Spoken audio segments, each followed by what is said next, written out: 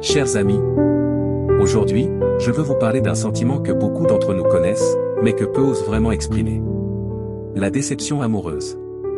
C'est une émotion complexe, un mélange de tristesse, de frustration, et parfois de colère, qui peut laisser des traces profondes. Mais j'aimerais que nous voyions cette déception non pas comme une fin, mais comme un moment de transition et de renouveau.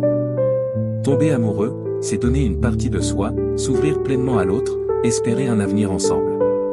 Et quand les choses ne se passent pas comme prévu, quand cette relation se brise, il est naturel de ressentir un vide, une douleur qui semble parfois insurmontable.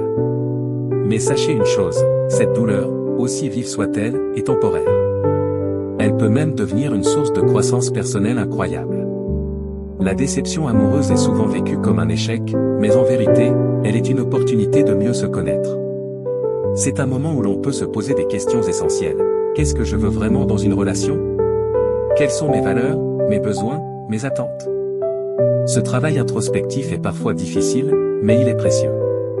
Il nous permet de prendre du recul, de grandir, de nous reconstruire avec plus de clarté et de force. Je vous encourage à transformer cette déception en motivation. Prenez ce chagrin et utilisez-le pour aller de l'avant. Peut-être pour travailler sur vous-même, pour développer une passion, pour explorer de nouvelles amitiés ou même pour redécouvrir ce qui vous rend unique.